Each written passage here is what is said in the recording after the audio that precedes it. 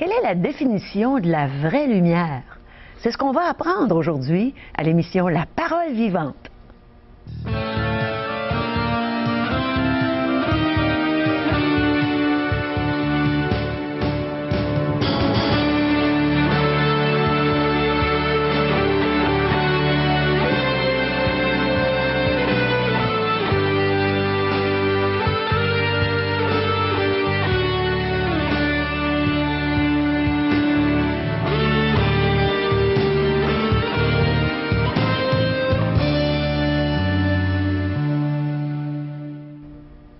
Bonjour, chers amis.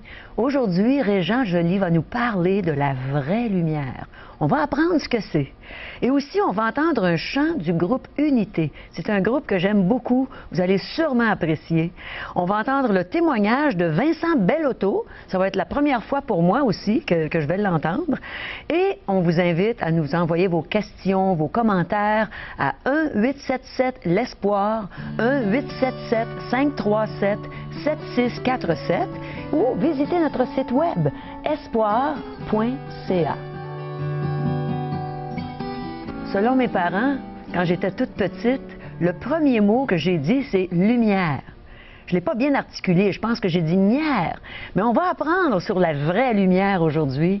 Régent, as-tu la réponse à notre question? Bonjour, Caro. Bonjour. C'est toujours avec la Bible que nous allons regarder ce qu'est la vraie lumière et sa définition. À la lumière de la Bible. Oui, mais les gens ont différentes définitions, mais une chose que l'on sait, sans lumière, on ne pourrait pas vivre.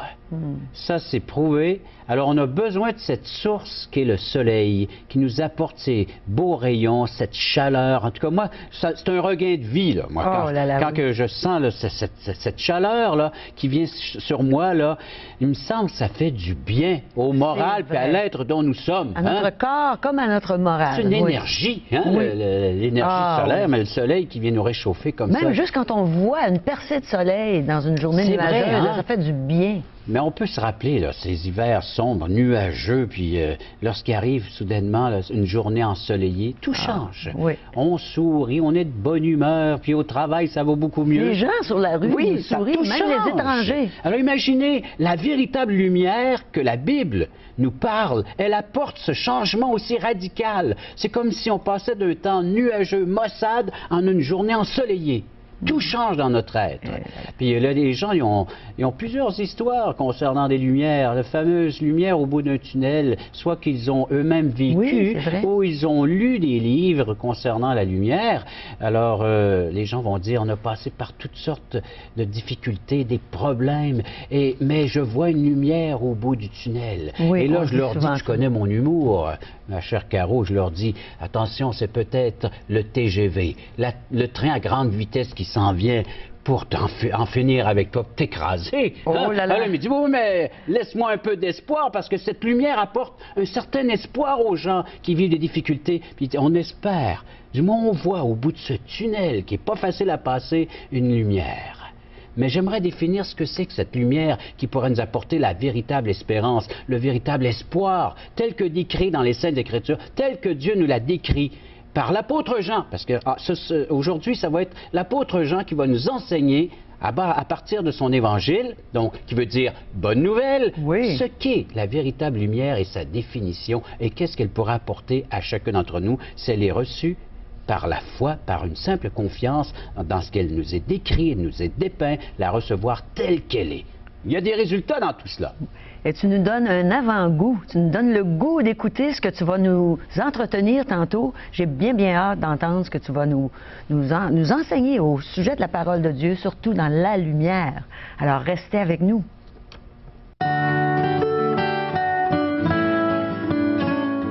Je suis né en Italie d'une famille catholique non pratiquante. Je suis venu au Canada en 1970, j'ai fait beaucoup d'affaires ici qui étaient très prospères, ça marchait très bien. Mais en 1995, j'ai eu de graves ennuis financiers et puis c'est à partir de ce moment-là que j'étais complètement désespéré à ce moment-là. Même si j'avais une bonne famille, tous les gens qui m'entouraient ça allait très très bien. Je me suis vraiment retrouvé seul, comme seul dans la vie. J'ai pensé au Seigneur, j'ai pensé à Dieu, et je me suis adressé à lui, et je lui ai demandé, si tu existes, puis que tu es à quelque part, il faut que tu viennes, parce que j'ai vraiment besoin de toi. Et à partir de ce moment-là, les choses se sont précipitées. J'ai été à une conférence, je me suis retrouvé un soir dans un cours biblique avec Jean-Paul Gosselin et Régent Joly, et puis c'est là que j'ai découvert que j'ai eu même un choc avec un verset, Éphésiens 2, 8, 9, qui dit c'est par la grâce que vous êtes sauvés, par le moyen de la foi, et ceci ne vient pas de vous, c'est le don de Dieu, don gratuit de Dieu. Et j'aurais jamais pensé, ça a été un choc parce que j'aurais jamais pensé qu'on pouvait obtenir le salut gratuitement. Ça a été une révélation. Vraiment un tournant. Par la suite, j'ai acheté une Bible, et puis c'est là que j'ai découvert la parole de Dieu. Et en même temps, j'ai réalisé tout ce que j'avais fait dans ma vie, mes fautes. C'était terrible. Plus je lisais, plus je pouvais réaliser ça. Là, je m'enfonçais de plus en plus. C'était un fardeau qui était extrêmement pesant, extrêmement pesant. Mais quand je suis revenu de vacances, j'avais eu cette certitude-là que je ne serais plus tout seul, que Dieu était avec moi. Mais le fardeau était toujours là. Et je me rappelle très bien, au mois de septembre 1995, j'étais complètement épuisé, à bout de ressources. J'étais dans ma salle de bain, et puis j'ai pensé à ce verset qui dit, que le Seigneur dit, « Venez à moi, vous tous qui êtes chargés, je vous donnerai du repos. » Et franchement, je suis tombé à genoux. Et c'est là que je me suis adressé à Christ et je lui ai dit, « Prends ma vie, je te la donne, fais-en ce que tu veux. Moi, je peux plus, je suis plus capable. » Et vraiment, à partir de ce moment-là, d'abord, j'ai eu une deuxième certitude, que j'ai été pardonné. Et ça a été, ça m'a enlevé tout ce poids sur les épaules que j'avais là. Et en même temps, quelques jours après, j'ai réalisé le sacrifice, tout le sacrifice à la croix là, de Christ. Toute l'ampleur de ce sacrifice-là, qu'il a fait ça pour nous, je veux dire, pour qu'on vienne au salut, justement, gratuitement. Alors voilà, M. Cloutier, ce qui m'est arrivé, quelque chose de merveilleux.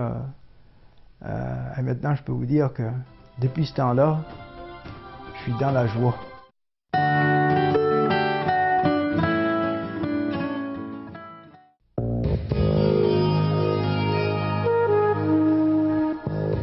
Il y a environ 30 ans, Dieu m'a fait découvrir la véritable lumière. Et j'espère qu'il le fera pour vous aujourd'hui, si vous ne l'avez pas encore trouvé, à travers le message que Régent va nous apporter. Qu'est-ce que la véritable lumière? Voilà la question d'aujourd'hui. Oui. La Bible y répond. L'Évangile selon Jean, chapitre 1, verset 9. Cette lumière était la véritable lumière, qui, en venant dans le monde, éclaire tout homme. Elle était dans le monde, et le monde a été fait par elle, et le monde ne l'a point connue. Elle est venue chez les siens, et les siens ne l'ont point reçue. Mais à tous ceux qui l'ont reçue, à ceux qui croient en son nom, elle a donné le pouvoir de devenir enfants de Dieu, lesquels sont nés non du sang, ni de la volonté de la chair, ni de la volonté de l'homme, mais de Dieu. Es-tu en train de dire que la lumière, c'est Jésus?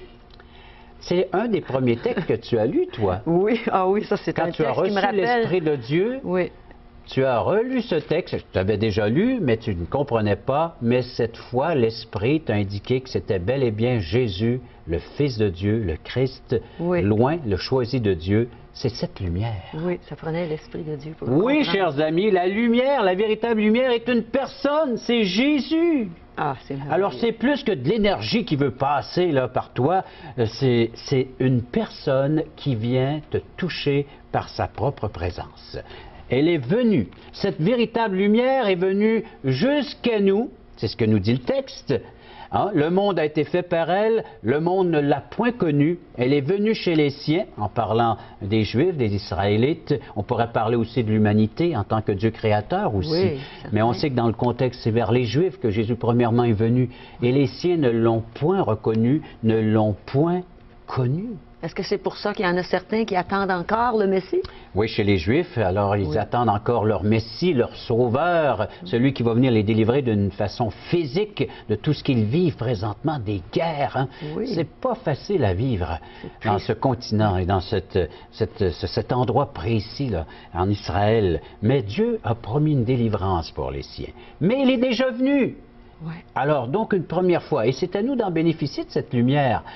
Il est Une venu pour nous histoire aussi. Pour nous, pour toutes les nations maintenant. Oui. C'est large parce qu'à travers ce refus des Juifs, Jésus s'est tourné maintenant vers les nations qui composent cette humanité. Donc, jusqu'aux extrémités de la terre, puis c'est nous, à partir d'Israël, de la Judée, et jusqu'à nous, On est aux jusqu'à extrémités de la l'extrémité de la terre, on peut bénéficier maintenant de cette lumière, cette véritable lumière.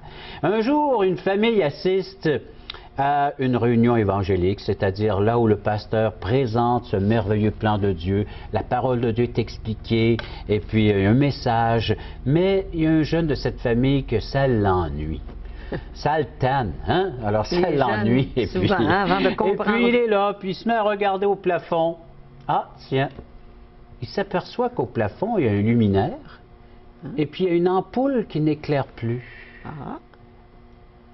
Et puis il se met à compter, puis il y avait exactement le nombre d'ampoules, le nombre représentait le nombre de membres de sa famille.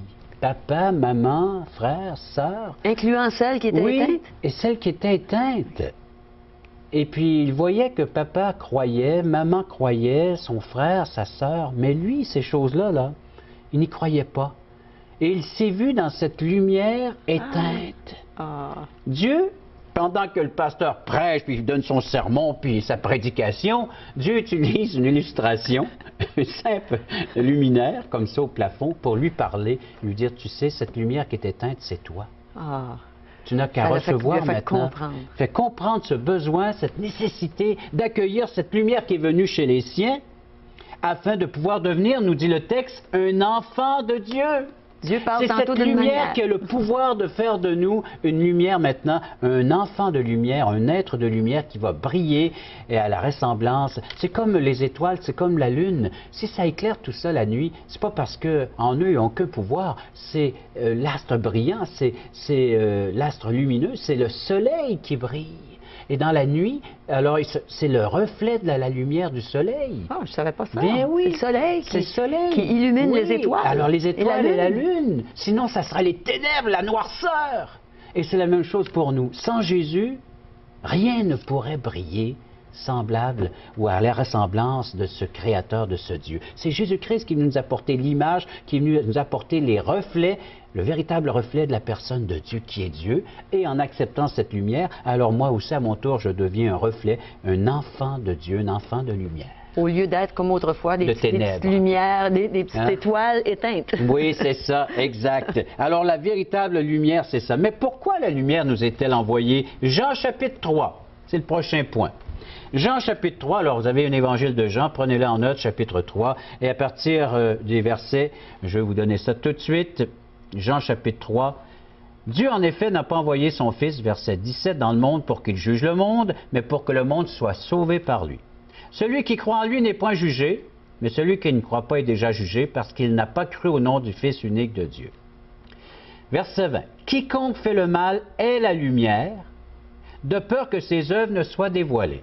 Mais celui qui agit selon la vérité vient à la lumière afin que ses œuvres soient manifestées parce qu'elles sont faites en Dieu. Quand tu dis qu'il est la lumière, tu veux dire le verbe haïr et non le verbe être? C'est ça, le verbe haïr.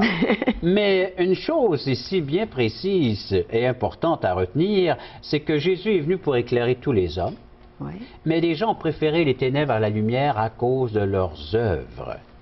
Est-ce que c'est comme nous, à un certain moment, comme moi dans ma vie, il y a une période où quelqu'un voulait me parler de l'Évangile et je trouvais qu'il était dans la lumière, puis j'aimais pas qu'il éclaire ce que j'étais, ce que je vivais dans le péché et tout. Je voulais pas être éclairée dans ce moment. Parce qu'elle révèle l'état moral de chacun d'entre nous, cette lumière. Imaginez, nous on est prêts peut-être, ensemble, se comparer ou les uns avec les autres, mais quand c'est le Fils de Dieu qui est devant moi, qui est comme ça exprimé dans les Saintes Écritures, et là je regarde l'être que je suis devant celui qui est astre de lumière, qui est la lumière venue éclairer tout homme, alors je peux voir mes tâches, hein? Oui, elles sont grosses. Regardez, les gens ils ne voient pas, mais ça n'en prend de la lumière pour produire une émission de télé, afin de voir tous les détails de nos décors et de l'être, pour qu'on puisse être présent. Pour que les gens puissent voir que oui, nous transmettons le message, mais les gens voient qui nous sommes, ça prend de la lumière. S'il n'y avait pas de lumière, ça serait une émission de radio. On aurait encore notre voix pour s'exprimer, mais il ne verrait plus rien, Alors, mais c'est la même chose.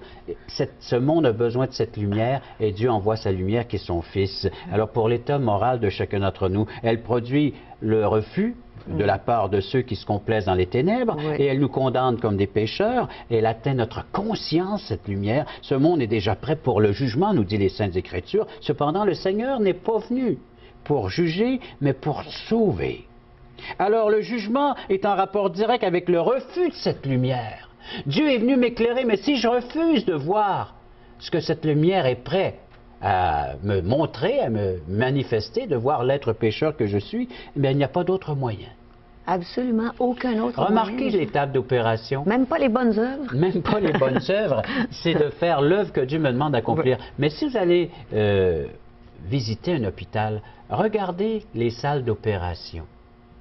Qu'est-ce qu'il y a au-dessus de la table d'opération? Bonne grosse lumière. Pourquoi? Claire. Parce que le médecin veut vraiment voir ce qui se passe, puis pouvoir opérer adéquatement, de faire la bonne opération. Oui. Ça peut être une chose minuscule qu'il va trouver. Alors il a besoin de tout cet éclairage afin de mieux voir. Et comme dans d'autres emplois aussi, dans d'autres travails, on a besoin de cette lumière. Eh bien, c'est la même chose pour nous. J'ai besoin de cette lumière pour réaliser l'être que je suis. Je m'expose, j'accepte d'être exposé à cette lumière. Je t'ai amusé quand tu étais jeune, peut-être encore aujourd'hui, on va soulever des pierres en se promenant dans les champs, et puis on soulève ça, et on voit tout de suite des insectes. Des insectes, des bébites, des vers. Mais qu'est-ce qu'elles font? Elles disparaissent le plus rapidement possible parce qu'elles ne veulent pas être exposées à la lumière. Pourquoi? Parce que leur monde, c'est les ténèbres. Elles aiment habiter sous cette roche-là. C'est leur monde à eux. Et c'est la même chose. L'être humain, bien, a préféré les ténèbres à la lumière. Mais Dieu arrive, il soulève ce qui nous cache, et puis nous fait voir l'être que nous sommes à la lumière, à sa lumière. Elle est venue afin de pouvoir apporter la vérité sur notre état, notre âme. Alors donc, en refusant de vivre dans cette lumière, il demeure dans ses péchés. Ces ténèbres cachent la présence de Dieu, et Dieu est prêt à se révéler. Notre confiance envers Dieu est attaquée si nous refusons cette lumière. Nous sommes limités, nous doutons, nous avons des hésitations concernant même nos pas. On ne peut pas marcher de pas ferme. Pourquoi? Parce que cette lumière, elle est voilée, elle est cachée. Vous savez, c'est lorsqu'on vit dans une tempête, la lumière est cachée, ce soleil, et on essaie de conduire l'automobile, on essaie d'avancer, mais c'est pénible, c'est difficile. Et c'est la même chose, lorsqu'on refuse cette lumière que le Père a pour nous, le Père Céleste, cette lumière qui est son Fils, c'est difficile d'avancer et d'avoir un pas ferme, de conviction dans les démarches de notre vie quotidienne. Alors donc, le Dieu de ce siècle, nous dit les Saintes Écritures, veut nous garder dans les ténèbres, et c'est ce prince des ténèbres. Alors, la marche dans cette lumière. Moi, j'ai besoin. Comment est-ce qu'on fait pour marcher dans la lumière, pour être certain qu'on marche dans la lumière? Elle nous guide. Jean 8, verset 12. On avance encore dans l'évangile de Jean, cette fois, chapitre 8, verset 12. Jésus parle à nouveau à la foule, et il dit: « Je suis la lumière du monde. Celui qui me suit ne marchera pas dans les ténèbres, mais il aura la lumière de la vie. » La lumière de la vie. Je ne sais pas si vous voulez vivre. Certainement, vous voulez vivre, hein? Mais vivre éternellement, est-ce que c'est possible, là, Régent? Avoir une vie pleinement là, vécue, c'est rassasier de la vie, de profiter de tous les aspects de la vie que Dieu met à la portée de chacun d'entre nous. Et oui, et avoir maintenant l'assurance que ma vie n'aura pas de fin, qu'elle va demeurer jusque dans l'éternité. Alors c'est d'accepter l'œuvre de Jésus qui est la lumière, qui est venu éclairer l'être que je suis d'un pécheur et que cette lumière maintenant est prête à me diriger, à me guider. Donc prendre par la main cette lumière et de me laisser guider et diriger par ce Seigneur Jésus dans tous les aspects de l'être dont je suis dans ma vie, jusque dans mon éternité. À cette lumière qui nous éclaire sur le chemin, la vie, la vérité. C'est justement le chant qu'on va écouter maintenant avec le groupe Unité.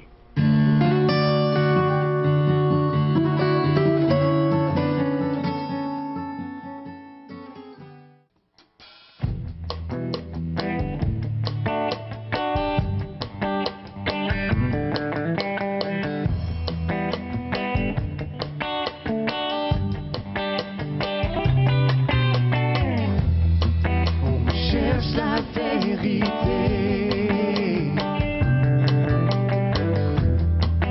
on cherche la joie, la paix, on les recherche partout sur la terre, mais toi seul tu es la clé.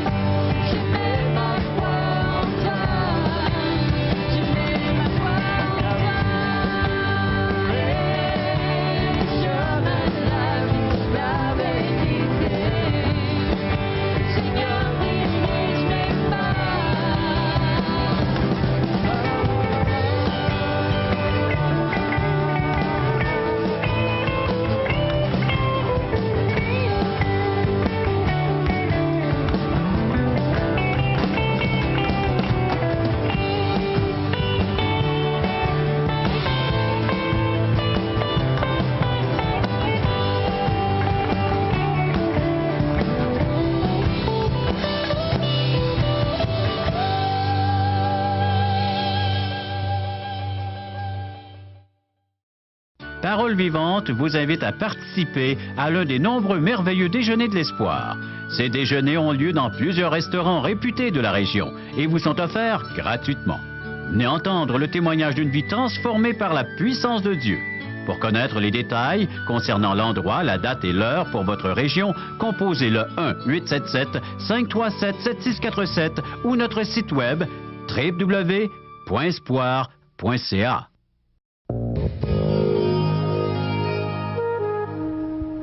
Alors, vous voulez prendre un bon déjeuner en bonne compagnie? Allez dans nos merveilleux déjeuners de l'espoir, vous ne le regretterez pas.